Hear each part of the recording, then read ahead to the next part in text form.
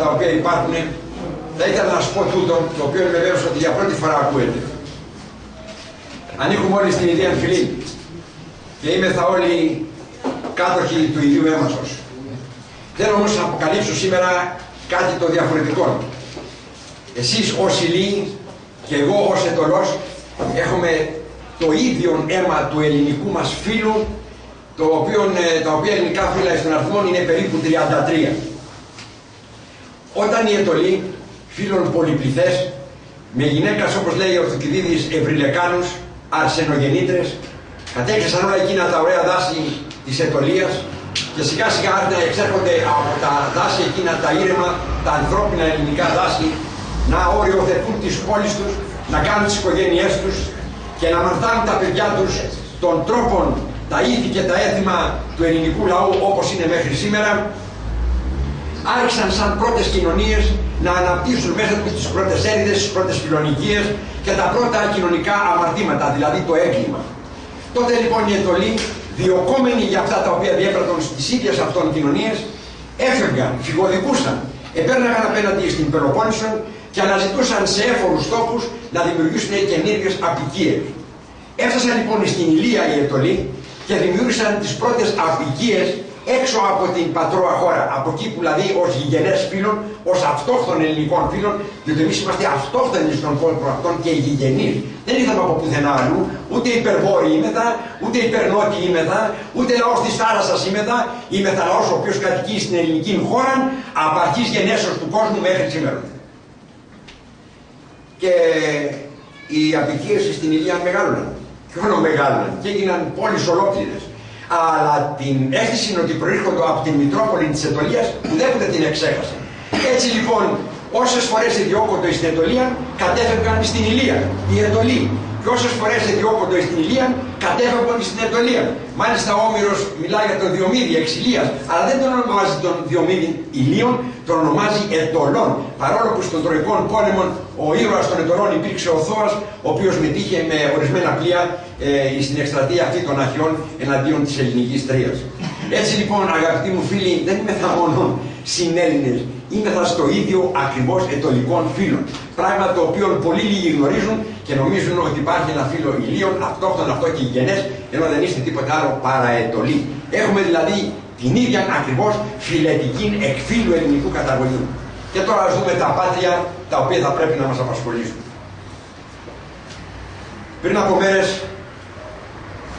η πατριωτική ορθόδοξη κίνηση Καβάλας, συγγνώμη Αλεξανδρουπόλεως, με κάλεσε να κάνω μια ομιλία στην Αλεξανδρούπολη. Και πριν από αυτή η Καβάλα και πάλι η Καβάλα και πάλι στα Αθήνας και συνεχώς αυξάνονται οι πόλεις εκείνες στις οποίες μας καλούν να μιλήσουμε για τον αγώνα. Τον αγώνα τον οποίο από κοινού πράττουμε. Εκεί στην Αλεξανδρούπολη, η όλη αυτή η εκδήλωση, στην οποία δεν ξέρω να παρακολουθήσατε, που πρέπει να τα παρακολουθείτε αυτά από το ίντερνετ, από τις διάφορες ιστοσελίδες, έσχε ένα αγαθόν αποτέλεσμα. Το αποτέλεσμα εκείνο όθησε και άλλους να μας καλέσουν σε ομιλίες και θέλω να πιστεύω ότι απετέλεσε και μια αναφορμή για σας να το πράξετε. Τίθεται το μεγάλο ερώτημα. Γιατί αυτές οι πατριωτικές κινήσεις πόθεν προήλθαν, πότε εξεφίδησαν, τι σκοπόν έχουν, τι σκοπεύουν να κάνουν, τι τις συνδέει ή τι θα έπρεπε να συνδέει τις πατριωτικές αυτές κινήσεις μεταξύ τους. Πριν όμως φτάσουν στο σημείο αυτό, ήθελα να σας πω λίγα τεινά για εκείνο το οποίο καλούμεθα να υπερασπίσουμε, δηλαδή την πατρίδα, και των εχθρών των οποίων αντιμετωπίζουμε, δηλαδή το ελλαδικό κράτος, πώς είναι συντεταγμένος αυτός ο εχθρός, γιατί είναι εχθρός, από τι αποτελεί το εχθρός αυτός και τι συνέχει των εχθρών αυτών στην προσπάθειά του να καταστρέψει το έθνος. Είναι μια μοναδικότητα αυτή εις παγκόσμιο μέγεθος, ένα κράτος να καταστρέφει το έθνος. Ένα κράτος να μισεί το έθνος, το οποίο έχει και υποχρέωση να προστατεύει, να αυξάνει, να διατηρεί και να προάγει. Τίποτα από αυτά βέβαια δεν συμβαίνει στο ελλαδικό κράτος. Ξέρετε, εάν δεν γνωρίζουμε τον εχθρό τον οποίο πολεμάμε, αυτό το οποίο κάνουμε δεν θα το κάνουμε καλώς. Εάν δεν γνωρίζουμε τον εχθρό με τον οποίο παλεύουμε, δεν θα έχουμε ένα αγαθόν αποτέλεσμα. Ήθελα λοιπόν πριν πω στην εξήγηση αυτών των πατριωτικών κινήσεων πώς έχουν και τι ακριβώς πράττουν, να πω λίγα τεινά δια το θέμα του ελλαδικού κράτους. Η Ελλάς έσχε 3 καταστροφικούς δι' αυτή σταθμούς. Και είναι καταστροφικοί οι σταθμοί αυτοί διότι εμφυλοχώρησαν στο ελληνικό DNA, στο οποίο έφεραν μεγάλες αλλαγές. Δεν μπορούν βέβαια να το καταστρέψουν, προσπάθησαν όμως άτελα να το μεταλλάξουν και επέφεραν καταστροφικές αλλαγές, τις οποίες πληρώνουμε μέχρι σήμερα. Αυτοί οι 3 μεγάλοι σταθμοί είναι οι εξής. Είναι πρώτον η ρωμαϊκή κατοχή. Για πρώτη φορά ο υπηρετικός ελληνικός χώρος καθίσταται υπόδουλος. Μέχρι τότε οι Έλληνες ήσαν ένας ελεύθερος λαός, ελάτρευαν την ελευθερία την οποία υπηρέτησαν με όλη την δύναμη της ψυχής τους και ήσαν υπερήφανοι γι' αυτό, διότι ουδέποτε είχαν τουλωθεί. Δεν μιλάω για τον μικρασιατικό ελληνισμό, την γη της Ιωνίας, η οποία είχε τέτοιες ατυχείς καταστάσεις όσον αφορά την κατάκτησή τους από τους Πέρσες. Ο υπηρετικός ελληνισμός έμενε αδούλωτος και ελεύθερος. Όταν κατεκτήθημε τον πρώτον από τους Ρωμαίους και έρχεται η πρώτη κατοχή σε εμάς τους Έλληνες, το DNA μας δέχεται το πρώτο ράψιμα, δέχεται το πρώτο χτύπημα, δέχεται την πρώτη του πληγή. Και οι Έλληνες μεταβάλλονται από Γκρέκοι εις Γρεκίλους. Είναι ο Ρωμαίος εκείνος Ανθίπατος, όπως έρχεται εδώ στην Ελλάδα και βλέπει έναν ελληνικό λαό, τον οποίο κυριολεκτικώς τον ελάτρευε, ήξερε τη γλώσσα μας απτέστρος, να πέφτει να του φυλάει την τόγια, τις άκρες της τόγιας, τόγια λέγεται στους Ρωμαίους η μπέρτα, ο χιτώνας, να του φυλάει τα σαντάλια και αηδιασμένος από τη συμπεριφορά αυτή των Ελλήνων, τους ονόμασε Γρεκίλους, Γκρέκουλους. Η ρωμαϊκή κατοχή θα κατορθωθεί μέσα από το ελληνικό δαιμόνιο να μεταβάλει τους Ρωμαίους, όπως λέει ο μεγάλος Περικλής Γιαννόπουλος, εις χωροφύλακας του ελληνισμού στη Μεσόγειο. Δηλαδή, τι γίνεται? Ο ελληνισμός, ο οποίος πριν την είσοδο των Ρωμαίων των ελλαδικών χώρων, στον ελληνικό χώρο, σπαράζεται εις έρηδας μεταξύ τους, αυτή τη στιγμή ηρεμεί. Οι Έλληνες αυξάνονται εις αριθμών, πληθαίνουν, κατακλείσουν ολόκληρη τη Μεσόγειο και βάζουν το Ρωμαίο να αποτελεί τον χωροφύλακα δια την εύρυθμον λειτουργία της ειδικής των ζωής των ειδικών των κοινωνιών. Έτσι λοιπόν φτάνουμε στο Βυζάντιο με έναν ελληνισμό γύρω στα 25 με 30 εκατομμύρια ή μετά τότε, χάρη στην ρωμαϊκή κατοχή. Πριν όμως αυτή η ρωμαϊκή κατοχή επιφέρει το πρώτο χτύπημα, το πρώτο τραύμα στην ψυχή του Έλληνος, διότι καθίσταται για πρώτη φορά υπόδουλος. Δεν ξέρω κατά πόσο το ξεπερνάει αυτό, αλλά δεν του δίνεται η ευκαιρία να επαναληνιστεί ταχαίως, διότι περνάει στην Βυζαντινή Αυτοκρατορία, όπου η αυτοκρατορία αυτή, σαν αυτοκρατορία, διατηρεί εκείνο το πολυπληθές της αυτοκρατορίας, έναν λαό ο οποίος αποτελείται από πολλούς άλλους λαούς και δεν μετέχει ο ελληνισμός, δεν κατέχει ο ελληνισμός μία θέση μοναδική. Πρωτεύουσαν οπωσδήποτε, αλλά μοναδική όχι. Διότι υπάρχει μια πληθώρα λαών, υπάρχουν στρατεύματα μισθοφόρων τα οποία εξυπηρετούν τις ανάγκες των αυτοκρατόρων του Βυζαντίου, κατά τα 90% Ελλήνων, και ας λέγουν ό,τι θέλουν οι άλλοι, και ιδίως αυτοί οι οποίοι ασπάζονται το νεοπαγανιστικό κίνημα, και ο ελληνισμός αργεί να περάσει εις τα ίδια.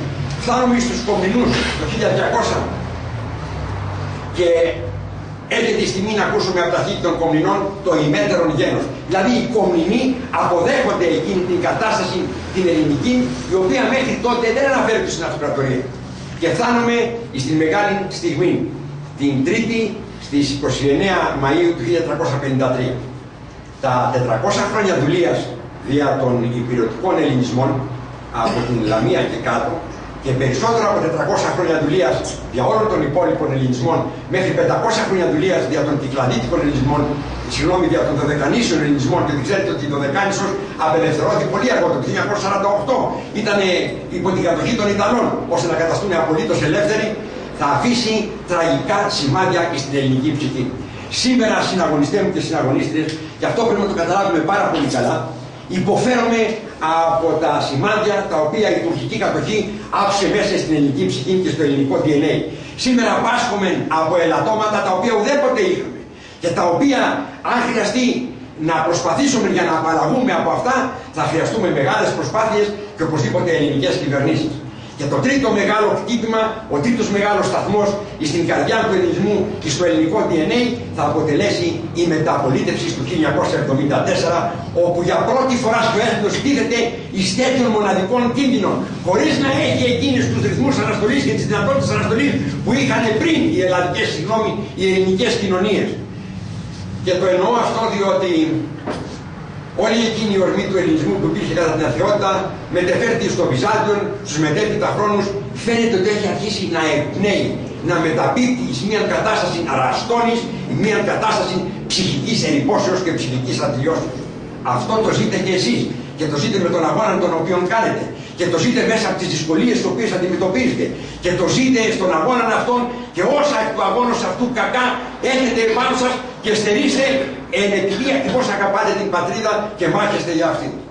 Στη δουλειά σας πιθανόν, με τους γείτονες πιθανόν, με τους αναρχικούς πιθανόν βέβαιο, με τους κομμουνιστάς βεβαιότατον, με ένα κράτος το οποίο σας διώκει και εσείς και εγώ και όλοι οι συναγωνιστές μας ανά την Ελλάδα. Αυτό δεν συνέβαινε παλιά. Παρόλα τα δεινά τα οποία είχαμε, συνεχίζαμε να παραμένουμε κυρίαρχοι μέσα στην ελληνική πατρίδα. Αυτή τη στιγμή, κατά το τρίτο αυτό φαινόμενο της μεταπολιτεύσεως, κινδυνεύουμε να χάσουμε τα πάντα. Ο στρατός διαλύεται. Η εκκλησία είναι σχεδόν ανύπαρκτη. Το κράτος κοφεύει σε κάθε εθνική κλίση της πατρίδος. Δεν υπάρχει πατρίδα για το κράτος. Το αίμα βλάπτεται. Χιλιάδες ανθρώπων έχουν επιλογορήσει μέσα στην ελληνική πατρίδα και μολύνουν το ελληνικό αίμα. Είτε οι γυναίκες παντρεύονται αλλοδαπούς, είτε οι Έλληνες άντρες παντρεύονται αλλοδαπές. Η Ελλάδα αυτή τη στιγμή τελεί υποσύγχυση και σύγχυση όχι ιδεών, σύγχυση όχι ηθών και εθήμων, αλλά κάτι ακόμα πολύ σπουδαιότερο, σύγχυση νέματος. Το ελληνικό νέμα μολύνεται, η πατρίς χάνεται, τα πάντα είναι εν κινδύνο και οι πάντες σκοφεύουν εις την αγωνιώσα κραυγή της πατρίδος δια ελευθερία και σωτηρία. Αλλά αυτό το ελληνικό κράτος, το οποίο χαρακτηρίζεται σε αυτά τα ελαττώματα από αυτούς τους τρεις μεγάλους σταθμούς που σας προανέφερα, ποιο είναι άραγε και πώς δημιουργήθηκε το κράτος αυτό, όταν το 1821 ξεσπά ξεσηκωμώθηκε την ηγεσία και ουδέποτε επανάσταση, και έτσι πρέπει να την αποκαλείτε και έτσι πρέπει να αποφεύγετε την ονομασία της. Ποτέ επανάσταση, αλλά πάντοτε εθνεγερσία. Διότι λέγοντας επανάσταση, υποβιβάζουμε τους εαυτούς μας, υποβιβάζουμε την προσπάθεια των προγόνων μας και υποβιβάζουμε τη σημασία αυτού του γεγονότος. Διότι κάνουμε μια επανάσταση εναντίον ενός ελληνικού κράτους. Κάνουμε μια επανάσταση εναντίον μιας κυβερνήσης η οποία δεν μας αρέσει. Μιας καταστάσεως νόμων και πραγμάτων η οποία είναι μεν η δική μας, αλλά επειδή είναι εναντίον του συμφέροντος της Ελλάδος επαναστατούν. Εδώ όμως δεν είχαμε να κάνουμε με Έλληνα κάτοχο της εξουσίας. Είχαμε να κάνουμε με έναν δυνάστη Μογγόλων, ο οποίος δεν έχει κανένα κοινό σημείο με το λαό τον οποίο κατέχει και διαπαιτεύει. Είναι μια παλιγενεσία. Το έθνος εγίγεται εκ νεκρών, ηγέθη εκ νεκρών για να δει τον προορισμό του, να δει την Ανάστασή του, να ξαναδεί τον εαυτόν του μέσα από τα 400 χρόνια δουλείας. Και το επέτυχε μόνο κατά το ίμιση. Και όχι βέβαια έχοντας πετύχει τον στόχο των αγωνιστών του 1821, το οποίο σπίος ήταν η ανάκτηση της πρωτευούσης μας της Κωνσταντίνου Πόλεως και η δημιουργία της ελληνοχριστιανικής μας αυτοκρατορίας, την οποία λίαν αφενός και ακώς αποκαλούμε Βυζαντινή αυτοκρατορία. Πρέπει να ξέρετε ότι αυτός όλος Βυζαντινή αυτοκρατορία και εκείνο το άλλο των χυδαίων πρόστιχων και υποτιμητικών, αρχαία Ελλάς και νέα Ελλάς, είναι ένα γερμανικό εφεύρημα, είναι ένα γερμανικό δημιούργημα το οποίο δεν παρουσιάζει σε κανένα άλλο τόπο. Διότι όποτε να πάτε δεν ακούτε οι αρχαίοι Ιταλοί, δεν ακούτε οι αρχαίοι Γερμανοί, δεν ακούτε οι αρχαίοι Άγγλοι, δεν υπάρχουν αυτά εις καμία κοινωνία. Μόνο στην Ελλάδα μας τον εφήτευσαν αυτό οι Γερμανοί ως αρχαία Ελλάς και νέα Ελλάς. Γιατί αυτό? Για να ξεχωρίσουν το αρχαίο πατρόων μεγαλείων από τη σημερινή μας κατάσταση, την οποία υποτιμούν και υποβιβάζουν. Το 1823, ενώ η εθνεγερσία και ο αγώνας για την απελευθέρωση βρίσκεται στο κατακόρυφό της, έρχεται το πρώτο δάνειο από την Αγγλία. Προσέξτε τώρα, και κλείνω το θέμα αυτό της γνωριμίας του εχθρού, για να ευσέλθω στα δικά μας θέματα, πώς δημιουργείται το ελληνικό κράτος και εναντίον τίνος παλεύεται. Παλεύεται εναντίον θεσμών και καταστάσεων, οι οποίες έχουν να κάνουν γύρω στα 170 με 180 χρόνια ζωής μέσα σε αυτών των τόπων και έχουν τόσο πολύ αφομοιωθεί από τις ελληνικές κοινωνίες όλων αυτών των προϋπαρξάντων χρόνων, ώστε να είναι τραγικώς δύσκολο να τις αποτινάξουμε από επάνω μας, να απαλλαγούμε από αυτές και να βρούμε εκείνον τον πάτριο, των πατρώων δρόμων προς το μεγαλείο της φυλής και του έθνους. Αυτό το δάνειο το οποίο δίδει ο οίκος του Ρότσιλντ της Αγγλίας στην Ελλάδα θα είναι το χαρακτηριστικό εκείνο και κομβικό σημείο της μέχρι σήμερα οικονομικής ζωής της πατρίδος. Η Ελλάδα από το 1823 ζει με δάνειο και δημιουργεί μια παράδοση δανεισμού, κυρίως από τις εβραϊκές τράπεζες της Ευρώπης, τις οποίες ελέγχει ο Ρότσιλντ, τέτοια παράδοση από την οποία σήμερα δεν έχει κατορθώσει να απαλλαγεί. Και όχι μόνο αυτό, αλλά η παράδοση αυτή στα δάνεια θα συνεχιστεί και πάλι και πάλι και πάλι. Θα συνεχιστεί με την πτώχευση του Τρικούπη, όπου τα δάνεια του Τρικούπη και η κατάσταση της πτωχεύσεως νομίζω κατορθώθηκε να ξεπεραστεί από την Ελλάδα το 1978, αν δεν κάνω λάθος. Σε τέτοιες καταστάσεις λοιπόν μας βάζει το ελλαδικό κράτος και σε τέτοιες καταστάσεις συνηθίζει ο ελληνικός λαός να υπάρχει αθέλητά του μέχρι σήμερα. Δεν τα γνωρίζετε αυτά, δεν τα συζητάτε στην καθημερινή ζωή, δεν τα σκέφτεστε. Οι τράπεζες όμως οι δικές μας τα σκέπτονται. Οι τράπεζες όμως οι δικές μας τα ζουν και τα περνάνε σε εσάς ως τρόπον ζωής. Τον τρόπον ζωής αυτόν μπορεί να μην το γνωρίζετε, τον υφίσταστε όμως. Και τα δεινά του σας προκαλούν ταραχή και πληγή μέσα στην ζωή σας, στην καθημερινή ζωή σας. Και επίσης υφίσταται το ανατολικό πρόβλημα, διατηρήσεως δηλαδή της Τουρκίας, μόνον και μόνον επειδή ακριβώς αυτό το επιζητούν οι μεγάλες δυνάμεις. Αυτό έχει μεγάλη σημασία για μας. Διότι η Τουρκία δεν θα ζούσε, δεν θα υπήρχε ως κράτος, εάν δεν την κρατούσαν στη ζωή μόνο και μόνο για να βλάπτεται η γη των Ελλάδων. Εάν η Τουρκία υπάρχει σήμερα, είναι για να δημιουργεί να δημιουργεί στην ταλέπρον Ελλάδα προβλήματα. Έτσι ακριβώς όπως τα έγραψε και όπως τα ενετύπωσε ο Βρετανός πρωθυπουργός ο Πάντγκαστον. Έχουμε ανάγκη, είπε τότε, κάποιας Ελλάδος. Δεν είπε έχουμε ανάγκη της Ελλάδος, είπε έχουμε ανάγκη κάποιας Ελλάδος. Θεώρησα λοιπόν την απελευθερωτήσα Ελλάδα ή την Ελλάδα η οποία έπρεπε να απελευθερωθεί ως ένα κομμάτι, ένα πιόνι πάνω στη σκακέρα της Αγγλίας για να μπορεί αυτή να κάνει τα ευρωπαϊκά και τα παγκόσμια παιχνίδια της. Έτσι μας είδαν τότε και έτσι μας διατηρούν στη μνήμη τους μέχρι σήμερα οι Εγγλέζοι. Και αν όχι οι Εγγλέζοι, οι άλλοι οι οποίοι εν πάση περιπτώσει θα ακολουθήσουν τους Εγγλέζους. Αυτοί οι δύο σταθμοί, αυτοί οι δύο χαρακτηριστικοί τρόποι χειρισμού της Ελλάδος από τις μεγάλες δυνάμεις και ιδίως από την Αγγλία θα συνεχίζουν να υφίστανται και να υπάρχουν μέχρι σήμερα. Το δεύτερο σημείο είναι ο σχηματισμός του κοινοβουλευτικού ελλαδικού κράτους. Οι αγωνιστές δολοφονούνται. Ο Καραϊσκάκης δολοφονείται, ο Ανδρούτσος δολοφονείται. Ο Νικηταράς πεθαίνει στα θεία εγκατάσταση πάρτοκος, τυφλός και λεηνός. Και ο μόνος ο οποίος μπορεί να πει κανείς ότι χαίρεται τα αγαθά της ελευθερίας και πεθαίνει αξιοπρεπώς είναι εκείνος άνευ του οποίου η εθνικεργασία δεν θα μπορούσε να επιτευχθεί. Ο Θεόδωρος Κολοκοτρώνη, τον οποίο ο ελληνικός λαός πρέπει να κηρύξει μια ημέρα Άγιη. Και έρχονται οι πολιτικοί, ο Ζαΐμις, ο Τζουπές ο Βούλγαρης και ο Μαυροκορδάκος. Αυτοί είναι οι θεμελιωτέ του πρώτου κοινοβουλευτικού κράτους. Αυτοί είναι οι θεμελιωτέ της πρώτης κοινοβουλευτικής ζωής. Και πάνω σε αυτόν των κοινοβουλευτικών βίων, τον οποίο εγάρασαν αυτοί οι πολιτικοί, θα απαντήσουν όλοι οι μετέπειτα πολιτικοί. Χαράζεται δηλαδή οι συναγωνιστές και συναγωνίστριες μια κοινοβουλευτική παράδοση στην οποία αποκαλούν θρασίτατα και ανετέστατα δημοκρατία, από την οποία δεν θα μπορέσουν ποτέ να ξεφύγουν.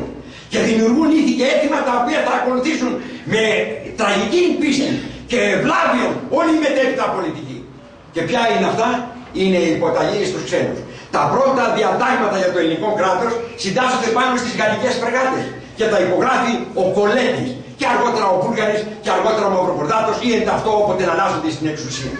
Αρχίζει λοιπόν μια απεικιοκρατική εξάρτηση της δίθεν ελευθέρας Ελλάδος από τις μεγάλες δυνάμεις, η οποία θα φτάσει αργότερο σε αυτήν την Αμερική ή στη Γερμανία αργότερα με τους Σιμίτιδες, αλλά θα μας ταλαιπωρήσει μέχρι σήμερα. Έρχεται έναν εχθρόν, ο οποίος δημιουργεί μια κατάσταση επί 190-180 χρόνια. Αυτήν την κατάσταση πώς θα την αλλάξουμε εμείς σήμερα? Και μπαίνουμε στον 20ο αιώνα. Στον 20ο αιώνα έχουμε τρία γεγονότα που επαυξάνουν τη σύγχυση του κράτους και δείχνουν κατά ποιον τρόπο το κράτος αυτό μας θεωρεί και μας χειρίζεται. Το 1913 έρχεται μια αλλαγή, όπως θα γίνει και αργότερα το 1947 στον οικονομικό τομέα. Και όλη εκείνη την πίεση την οικονομική την οποία ασκεί η τράπεζα του Ρότσιλντ στην Αγγλία, από την Αγγλία, από το Λονδίνο, θα την ασκήσουν τα οικονομικά συγκροτήματα του Ροκφέλερ από την Αμερική. Και επιτυχάνουν το εξής τραγικό. Οι τράπεζες πλέον να φεύγουν από τα εθνικά χέρια και να πηγαίνουν σε ιδιώτες. Σήμερα γνωρίζετε πάρα πολύ καλά όλοι ότι το δολάριο δεν τυπώνεται σε εθνική τράπεζα της Αμερικής, αλλά σε ιδιωτική τράπεζα του Ροκφέλερ. Και από αυτόν εξαρτάται το δολάριο της Αμερικής. Και αργότερα το 1927 η Εθνική Τράπεζα της Ελλάδος πουλάει όλα τα εθνικά δικαιώματα, η Εθνική Τράπεζα πουλάει όλα τα εθνικά δικαιώματα στην Τράπεζα της Ελλάδος. Η δε Τράπεζα της Ελλάδος δεν ελέγχεται από την Ελλάδα, αλλά από την Αγγλία. Οι δε μέτοχοι στην τράπεζα αυτή είναι όλοι στην Αγγλία. Ποιος ξέρει τι Εβραίοι είναι εκεί πέρα και ποιος ξέρει τι άλλα πρόσωπα συγκροτούν το Διοικητικό Συμβούλιο της Τραπέζης της Ελλάδος. Αυτά τα τραγικά πράγματα γίνονται το 1913. Και με τούτο πολύ εμφανίζεται ο κομμουνισμός. Ο κομμουνισμός για όλα τα κράτη της γης, όσο και αν σας φανεί παράξενο, έχει μέσα του μία εθνική θέση. Έχει μέσα του μία εθνική συνείδηση.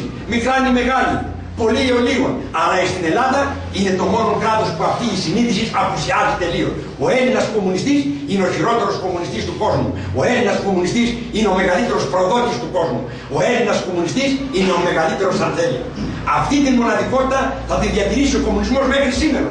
Και προχθές πριν από μερικά χρόνια, στο ένα των συνέδριων της ΚΝΕ ή στο Περιστέρι, θα σηκωθεί η Παπαρίγα η πρώτη ανήχασα των λόγων της συνεδρίας, την παρουσίαση, για να καυχηθεί ότι ναι, εμείς στη Μικρά Ασία επιχειρήσαμε αυτό το οποίο αργότερα και επισυνέβη, την καταστροφή του ελληνικού στρατού, σαμποτάροντάς τον και υπονομεύοντάς τον. Και το είπε αυτό μέσα εις μια κοινωνία όπου κανείς δεν ετόλμησε να της αντιμιλήσει και καμία δεν εκκινείται εναντίον της νομική κατάσταση να την καλέσει σε απολογία και να του πει τι είναι αυτά που λέγει. Ζήσαμε μια μεγάλη προδοσία. Χάσαμε όλα εκείνα του ελληνισμού. Πώς εσύ επικαλείσαι ότι έχει συμμετοχή στην προδοσία να την. Αυτό βέβαια γίνεται διότι ο κομμουνισμός στην Ελλάδα αυτή τη στιγμή εμφανίστη και με την βοήθεια των εβραϊκών κεφαλαίων και των εβραϊκών τραπεζών, με τη βοήθεια των μασονικών στοών και του Κεντρικού Ισραηλινού Συμβουλίου, το οποίο υπέχει θέση νομικού προσώπου δημοσίου δικαίου μέσα στην Ελλάδα, θα κυριαρχεί στον τόπο αυτόν από τότε που εμφανίστηκε μέχρι σήμερα. Και φτάνουμε στον τελευταίο χαρακτηριστικό σημείο το 1947, όπου πλέον η Ελλάδα ολόκληρη πωλείται εν είδη πόρνης από τους Εγγλέζους εις τους Αμερικάνους. Αλλάζει ο οπλισμός μας, αλλάζει η διάταξη του στρατού μας, έρχονται οι Αμερικάνοι σύμβουλοι, οι Εγγλέζοι φεύγουν, αλλά αφήνουν εδώ τους πράκτορες των, τους Έλληνες πολιτικούς. Ενώ οι Έλληνες στρατιωτικοί θα προσχωρήσουν στο πρακτοριλίκι της Αμερικής, της CIA, της DIA και πολύ αργότερο της National Security Agency, της περίφημης NSA. Δεν τα είπα όλα αυτά. Γιατί ίσως να περιμένατε κάτι άλλο από μένα με περισσότερο ενδιαφέρον, ίσως επειδή δεν καταλάβατε τι τεράστιο ενδιαφέρον εκκλίνουν τα λόγια μου αυτά. Έχουμε ένα κράτος το οποίο τη στιγμή που εμφανίστηκε ως ελεύθερο κράτος απετέλεσε την πληγή του έθνους, απετέλεσε την κερκόπορτα του έθνους. Το ελλαδικό κράτος εφευρέθη μόνο και μόνο για να μην αφήσει ποτέ το έθνος να πάει μπροστά. Έχετε να κάνετε με ένα κράτος που έχει κύριον προορισμό του και κύριον σκοπό της ζωής του να καταστρέψει την Ελλάδα. Εάν αυτό το αντιληφθήκατε τώρα κατά την μεταπολίτευση των τρίτων τραγικών σταθμών που σας προανέφερα, για αυτό το προανέφερα, είναι πλέον διότι αυτό κατέστηξε τσίποτον. Δεν φοβείται τίποτα και δεν φοβάται να σας παρουσιάσει το πρόσωπό του και να σας πει σας έχω χεσμένους. Θα πεθάνετε διότι έτσι το θέλω εγώ. Και το κράτος θα φτάψει το έθνος και το έθνος θα σβήσει και η φυλή των Ελλήνων θα πάψει να υπάρχει. Μαύρο φίδι που τους έφαγε. Διότι πάνω από τους Έλληνες υπάρχει Κύριος ο Θεός. Και υπάρχουμε και εμείς. Υπάρχουμε εμείς οι τελευταίοι Έλληνες. Υπάρχουμε εμείς οι οποίοι καλούμεθα να σώσουμε αυτούς και σώζοντας σε αυτούς να σώσουμε και το έθνος. Παλεύοντας εναντίον όλων εκείνων των θηρίων τα οποία σας προανέφερα. Και σας το είπα αυτό και για ένα άλλο λόγο. Για να μην νομίζετε ότι κάνετε κάτι πολύ εύκολο. Ή ότι κάνετε κάτι έτσι τυχαίο εδώ στον Πύργο, όπως το κάνουν οι συναγωνιστές σας στην Καβάλα, ή στην Αλεξανδρούπολη, ή στη Βέρεια, ή στην Δράμα, ή στην Ξάνθη και ο λιγότερο στην Αθήνα. Σας το είπα λοιπόν αυτό για να δείτε ποιος είναι ο εχθρός σας. Για να δείτε ότι έχετε να κάνετε με ένα κράτος πουλημένο 180 χρόνια ελευθέρας κρατικής ζωής δίθεν, εντός εισαγωγικών. Πρέπει λοιπόν να γνωρίζουμε ότι αυτό το οποίο να θέλουμε να αποτολμήσουμε αυτή τη στιγμή είναι κάτι το αρκετά μεγάλο, κάτι το αρκετά δύσκολο, αλλά δεν είναι ακατόρθωτο. Διότι τίποτε δεν είναι ακατόρθωτο σε εκείνον ο οποίος πράγματι έχει την βούληση, έχει την θέληση και την πίστη να το κατορθώσει. Τα κράτη δεν σώζονται με λόγια, τα κράτη δεν σώζονται με πορδές, σώζονται με αγώνες, σώζονται με θυσίες. Και αν δεν είμαι θα έτοιμοι να θυσιαστούμε για αυτό το οποίο κάνουμε, τότε να κοιτάξουμε τον εαυτό μας στον καθρέφτη και να τον φτύσουμε. Να μην κάνουμε τον καιρό μας σε τέτοιου είδους συναθρήσεις. Να μην κάνουμε τον καιρό μας σε τέτοιου είδους συζητήσεις. Να μην ματώνετε εσείς οικονομικός και εγώ να μην χύνω υδρόταν. Να μην καταβάλουν κόπο να διατρέχω την Ελλάδα από το ένα άκρο εις το άλλο, φωνάζοντας για το ξεσηκωμό της πατρίδος και για μια νέα επανάσταση. Αυτή θα είναι η επανάσταση. Αλλά το μέγεθος αυτής της επαναστάσεως μετά από όλα αυτά τα οποία σας είπα δεν είναι πλέον επανάσταση. Καταντάει και αυτό μια εθνεγεσία. Πρέπει να ξαναβρούμε τον εαυτό μας. Πρέπει να ξαναζήσουμε ως Έλληνες. Είμαι θα όπως ακριβώς το φίδι κομμένο στο μισό. Έχετε κόψει φίδι στο μισό, πόση ώρα σπαρταράει το ένα μισό να βρει το άλλο μισό του. Έτσι ακριβώς είναι ο ελληνισμός σήμερα.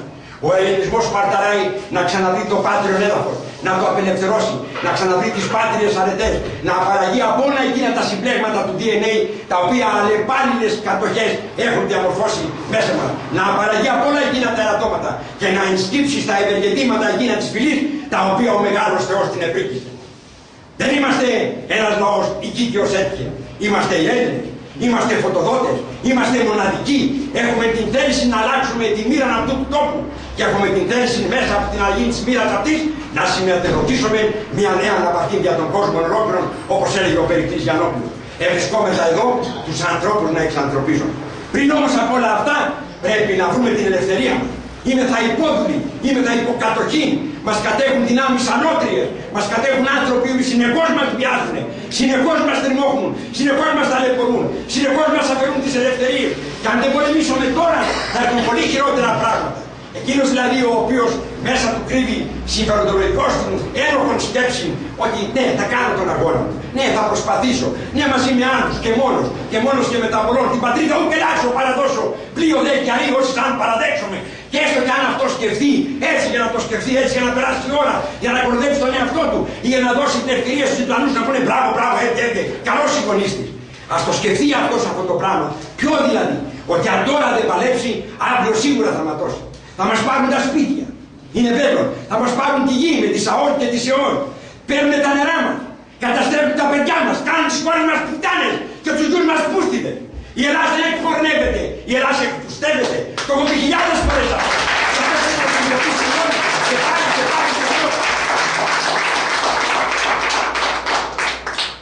Η Ιωάννη με χειροκροτήσει. Το ωραιότερο χειροκρότημα που έπραξα να ακούσε. Αλλά μη φοβήσει, μη φοβήσει. Υπάρχει Θεός και υπάρχουμε και εμείς. Υπάρχει και η γροθιά μας, υπάρχουν και τα όπλα μας. Και υπάρχει το μεγαλύτερο όπλο το οποίο διαθέτουμε. Είναι η ψυχή και η θέληση για τη μεγάλη αλλαγή. Εάν αυτή τη στιγμή που όλα είναι σε αυτό το χάρι και έτσι νομίζουμε, δεν δούμε μέσα από αυτό το χάρι τη μεγάλη ευκαιρία η οποία μας παρουσιάζεται για την αλλαγή, τότε έχουμε απολέσει την μεγάλη ευκαιρία. Ή μετά εκείνο το οποίο λέγουμε εμείς ο λαός, ο λύκος στην Ανακουπούλα χαίρεται.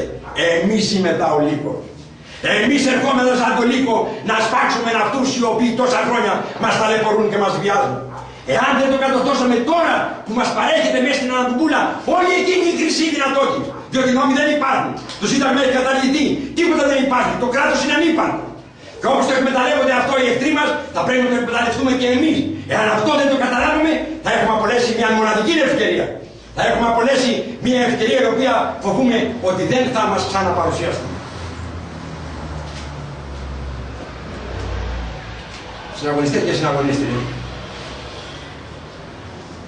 Όταν έλεγα αυτά πριν από 20 χρόνια, δεν μου έδινε σημασία κανένας. Ούτε με ήξερε κανένας. Εγώ όμως γνώριζα ότι θα φτάσουμε σε αυτό εδώ το σημείο. Και πρέπει να έχει κανείς μεγάλο θράσος να έρχεται και να λέει αυτά τα λόγια σε κόσμο που έρχεται να τον ακούσει, αν δεν έχει έτοιμες τις αποδείξεις για να τα αποδείξει αυτά. Και ποιες είναι οι αποδείξεις μου? Είναι οι λόγοι που έχω εκφωνήσει πριν από 20 χρόνια. Είναι γραμμένοι στα βίντεο. Αν θα δείτε ένα βίντεο του 1993 όπου λέγω ότι ο Σαμαράς θα γίνει πρωθυπουργός. Και αν δεν υπήρχε το βίντεο και σας το έλεγα αυτό αυτή τη στιγμή, θα λέγατε τούτος δεν είναι προμηθές, τούτος ο Κατεργάρης είναι επιμηθές. Έρχεται μετά την καταστροφή να μας πει ότι φρόντισε να είπε πριν της καταστροφής. Όμως αυτά υπάρχουν αποδείξεις σε γραπτά και φραστικά κείμενα. Και έτσι κανείς δεν μπορεί να με κατηγορήσει. Και χρειάζεται μεγάλο θάρρος να εμφανίσει έναν τρόπο μπροστά και να επικαλείσει μια προφητεία την οποία μπορεί να αποδείξει. Έτσι ώστε κανείς να μην έχει το δικαίωμα, να μην παρέξει το δικαίωμα να σε πει απατεώνα και ψεύδι. Εάν λοιπόν τότε τα έλεγα αυτά, ή μάλλον όταν τα έλεγα αυτά τότε, όλοι με ειρωνεύονται. Όλοι με είχαν έτσι, σαν γραφικών. Σήμερα όμως με καλέσατε κοντά σας. Θα μου πείτε, ούτε και εμείς υπήρχαμε πριν από 20 χρόνια. Μα ακριβώς γι' αυτό μιλάω. Θα έπρεπε να υπάρχετε. Θα έπρεπε να είχατε δει αυτό το οποίο ετοιμάζουν για την πατρίδα. Το 1974, αμέσως μετά την μεταπολίτευση, εγνωρίζαμε πάρα πολύ καλώς εμείς οι ελάχιστοι εθνικιστές ότι αυτοί που ήρθαν στον τόπο αυτό να παραλάβουν την εξουσία από τους άφρονας αξιωματικούς του στρατιωτικού καθεστώτος της 21ης Απριλίου του 1967 είχαν λάβει διαταγάς να καταστρέψουν την οικονομία της χώρας και να προβούν στην αποβιομηχανοποίησή της.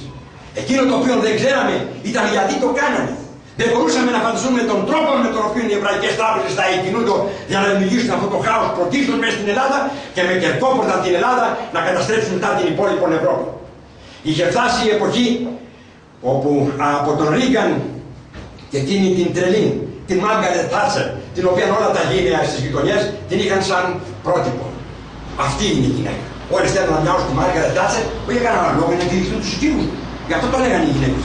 Με τους συντήμους τα έκανε. Και βλέπανε τη Μάργαρετ Θάτσερ να τις απελευθερώνει από τη συντική καταπίεση.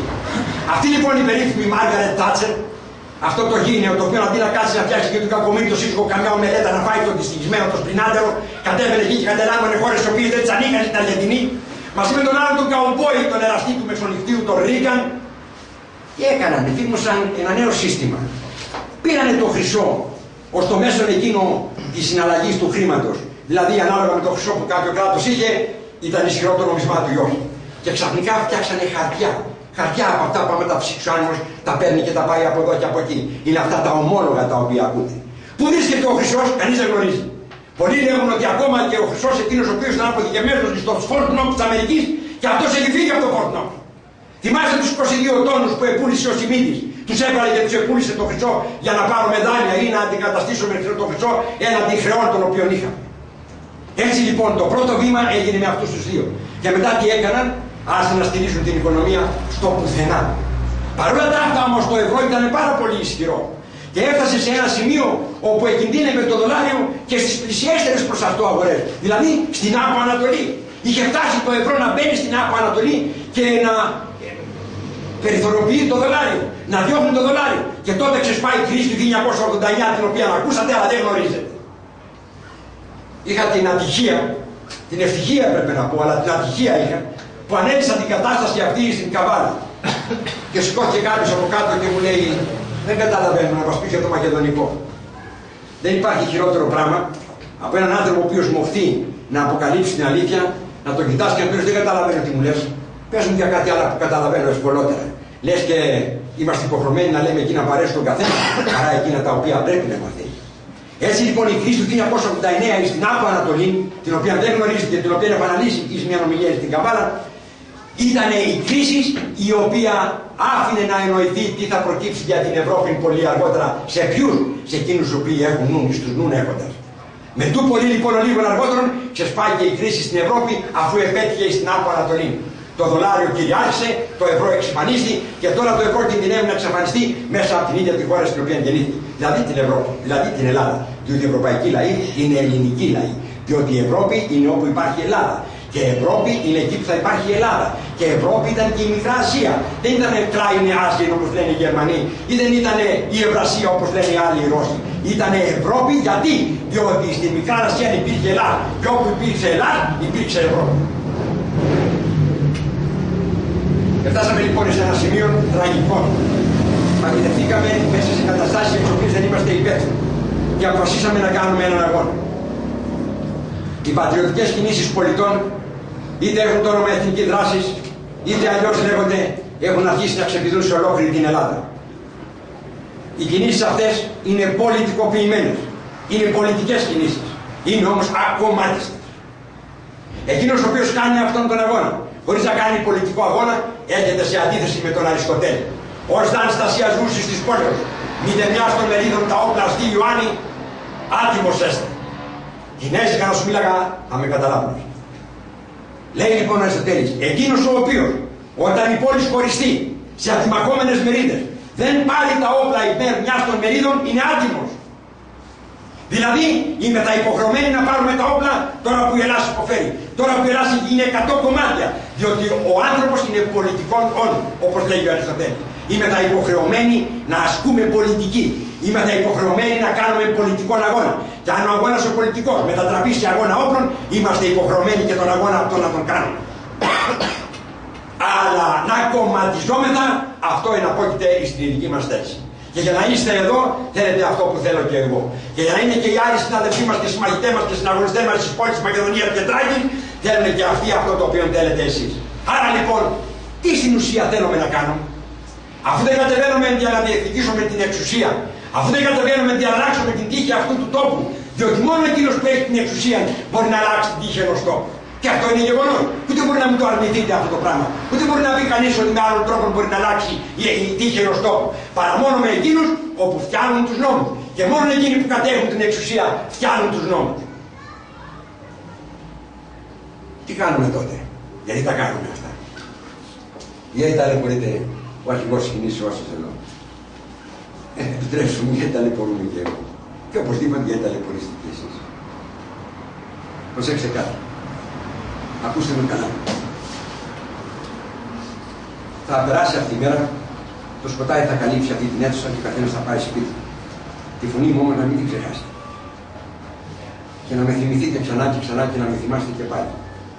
Τι συμβαίνει εδώ? Αυτή τη στιγμή, όποιος θα αποτονούσε να κάνει ένα πολιτικό κόμμα, θα οδηγεί το με βεβαιότητα 100% εις αποτυχία. Θα τραβήξουμε την κατάσταση αυτή η οποία υπάρχει με τα κόμματα τα οποία υπάρχουν τώρα αυτή τη στιγμή. Δεν ξέρω τι θα γίνει, ειλικρινώς δεν ξέρω. Και δεν ξέρω τι θα είναι η τύχη της πατρίδας. Εάν θα πει ο ΣΥΡΙΖΑ και πάρουν οι κομμουνιστές την εξουσία, αν θα κάνουν συγκυβέρνηση μαζί με άλλα αστικά κόμματα. Όλα αυτά τα κόμματα, ξέρετε, έχουν τον ίδιο εργοδότη, τις εβραϊκές τράπεζες. Και όλα αυτά τα κόμματα έχουν ένα σκοπό, τη διάλυση του ελληνικού έθνους. Δεν ξέρω βέβαια αν αντιπολίτευσης εμφανιστεί η Χρυσή Αυγή. Ειλικρινώς, πριν τις εκλογές δεν θέλω να κάνω το προφήτη. Παρόλο που πολλές φορές το απετώνησαν και πάρα πολλές φορές επαληθεύτηκε. Εκείνο το οποίο ξέρω είναι ότι θα βαδίσουμε στην κρίσιμη ώρα με τα κόμματα που ήδη υπάρχουν. Και δεν μπορούμε να κάνουμε τίποτε άλλο παρά να υποστούμε αυτή τη μοίρα στην οποία η δική μας αδιαφορία μας κατεδίκασε. Άρα θα έχουμε υπομονή. Θα αφήσουμε όμως τον χρόνο αυτό να κυλήσει έτσι. Θα αφήσουμε τις ευκαιρίες αυτές να περάσουν. Θα αφήσουμε τις μέρες αυτές να κυλήσουν έτσι αδιάφορα από μπροστά μας μέχρι που να έρθει το κακό και η συμφωνία. Όχι! Γι' αυτό οργανωνόμαστε. Γι' αυτό συγκροτούμε αυτές τις κινήσεις. Είτε λέγονται κινήσεις πολιτών, είτε λέγονται κινήσεις εθνικής δράσεως, είτε άλλοι σύλλογοι ελευθέρων Ελλήνων κάτω στα Χανιά. Είτε οτιδήποτε άλλο είτε να συγκροτηθεί από ανθρώπους οι οποίοι μάχονται για αυτό το οποίο αισθάνονται ότι θα έρθει. Άρα τι είμεθα εμείς? Είμεθα η επόμενη ημέρα. Ετοιμαζόμεθα για την επόμενη ημέρα. Ετοιμαζόμεθα για την ημέρα που θα έρθει. Την ημέρα εκείνη η οποία αθελήτως, όσον αφορά την δική μας θέληση, θα μας καλέσει σε μια ενότητα. Όσοι βρισκόμεθα όπου βρισκόμεθα. Να ενωθούμε και από την Καβάλα, και από την Αλεξανδρούπολη, και από την Βέρεια, και από τον Πύργο, πιθανώς και από την Κρήτη, και από άλλες ενώσεις και από άλλες κινήσεις οι οποίες θα φανούν. Να ενωθούμε εις μία δύναμη και να διεκδικήσουμε εκείνο το οποίο οφείλει να εκδικεί κάθε επαναστάτης. Δηλαδή την εξουσία. Και αυτό όχι για μας, αλλά για τα παιδιά μας και για την πατρίδα. Άρα λοιπόν εμείς οργανωνόμεθα αυτή τη στιγμή και κάναμε έναν αγώνα. Και ισχυροποιούμε τις θέσεις μας κατά τόπους, όπου ο καθένας βρίσκεται και για όπου ο καθένας κάνει τον αγώνα. Στοχεύοντας στο αύριο και βλέποντας τους εαυτούς μας σαν διαδόχους και λύση της επομένης ημέρας. Το παρόν βήμα είναι δημόσιο βήμα. Και ό,τι λες από το βήμα αυτό, το λες δημοσίως.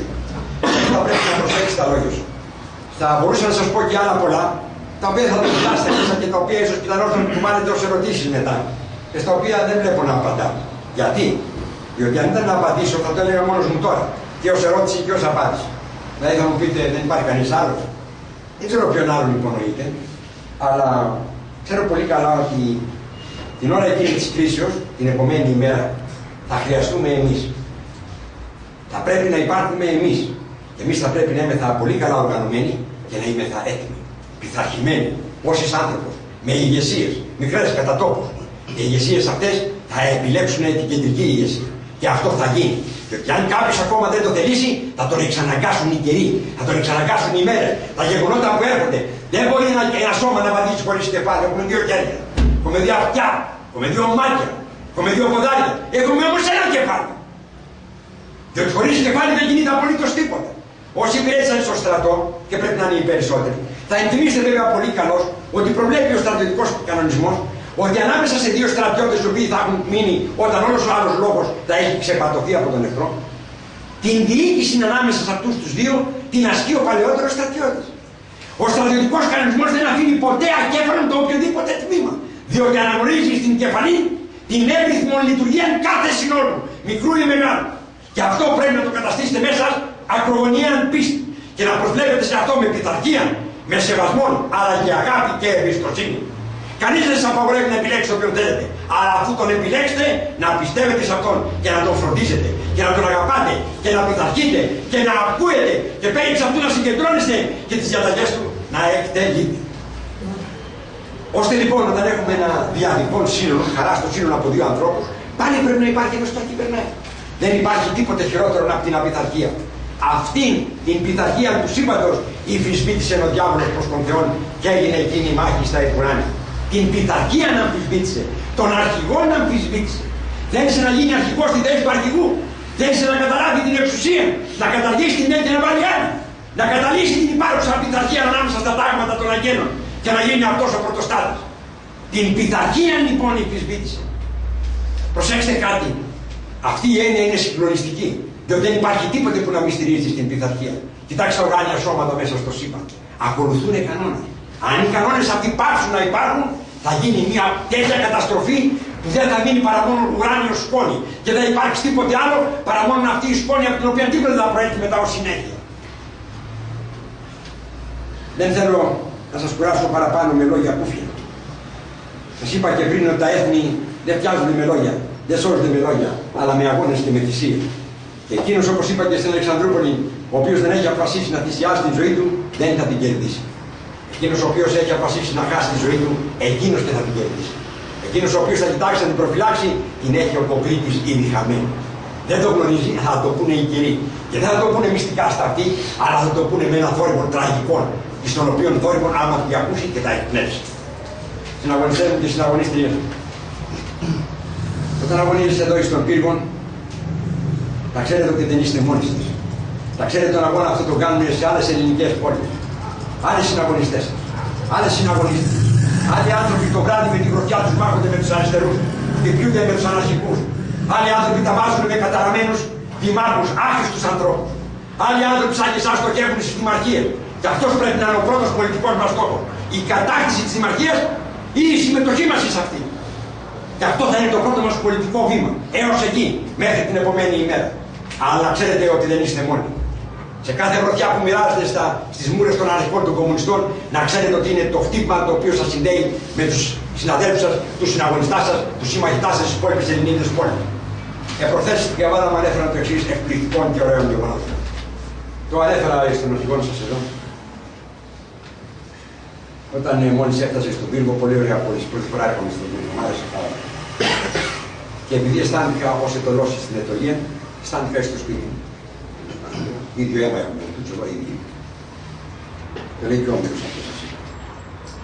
Πήγα λοιπόν στην καφετέρια κάτι νεαρά παιδιά του γυμνασίου. Τώρα συγχωρέστε με εμένα, εγώ ένα γυμνάσιο είχαμε. Τώρα αν το λύκειο το κάνανε λύκειο, γυμνάσιο το έχουν φτιάξει, τέτοια πράγματα. Οι δάσκαλοι αλλάξαν τα ονόματα.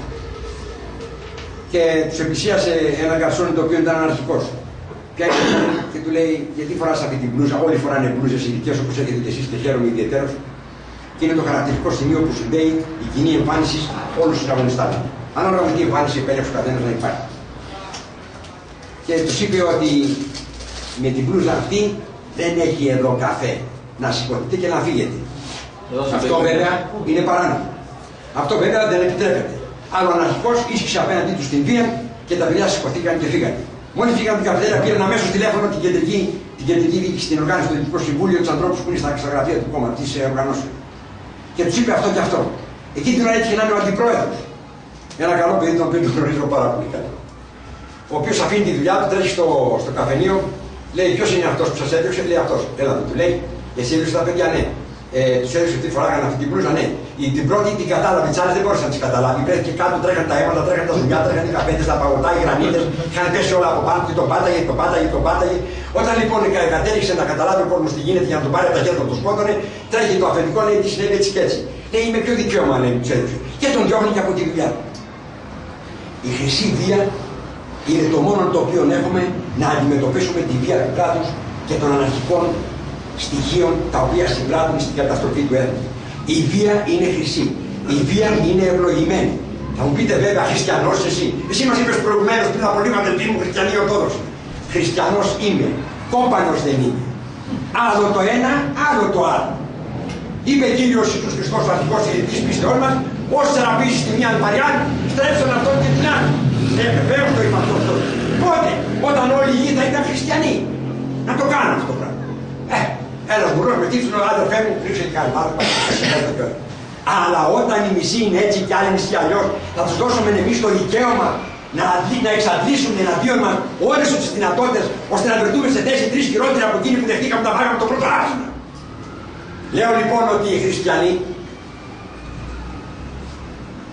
δεν είμαι θακοπρίτες, ούτε δειλοί. Είμαι θαγενέοι. Όπως ευάδισε ο αρχηγός κηρυτής της πιστών μας στο Σταυρόν, με γενναιότητα και θάρρος, παρόλο που σαν Θεός μπορούσε να κάνει τον Σταυρό τραμπάλα, τον κάνει κούνια, να του βάλει λουλουδάκια, Θεός να τι δεν έκανε. Τον άφησε όπως ήταν, τον διατήρησε στην τραγικότητά του και ανέβηκε σε αυτόν με μοναδικό θάρρος και γενναιότητα. Και μετέπειτα οι ιερείς της Εκκλησίας, αναγνωρίζοντας την βία και τα εξ αυτής ωφέλη, ονόμασαν τη χριστιανική βία ιεράν βία και το μίσος ιερών μίσος. Προσέξτε τι γίνεται εδώ. Η Εκκλησία είναι οι μεγαλύτεροι διπλωμάτες που μπορεί να υπάρξουν ποτέ. Έλεγα με τον σύντροφό μου ότι όταν θα γίνουμε εξουσία, το Υπουργείο Εξωτερικών θα το αποτελέσουν όλο παπάδες. Όλο παπάδες. Θα μπερδέψουν τον κόσμο σε μία νύχτα. Σε μία νύχτα θα έχουμε την καλύτερη εξωτερική πολιτική. Δεν θα ξέρει ο κόσμος όλος τι του γίνεται. Θα βάλουμε παπάδες μέσα στο Υπουργείο Εξωτερικών. Και η ελληνική εξωτερική πολιτική από ανύπαρκτος θα τριαμβεύσει. Έτσι λοιπόν παίρνει αξίες τις οποίες αναγνωρίζει, αλλά για να μην σκανδαλίσει τους πιστούς, τους κολλάει το ιερόν μπροστά και βγαίνει το ιερόν μίσος, βγαίνει η ιερή αγανάκτηση, βγαίνει η ιερά βία. Έτσι λοιπόν σας λέγω και εγώ ότι η βία μας είναι ιερά. Γιατί μπορεί να μην αφορά την πίστη, αφορά όμως την πατρίδα.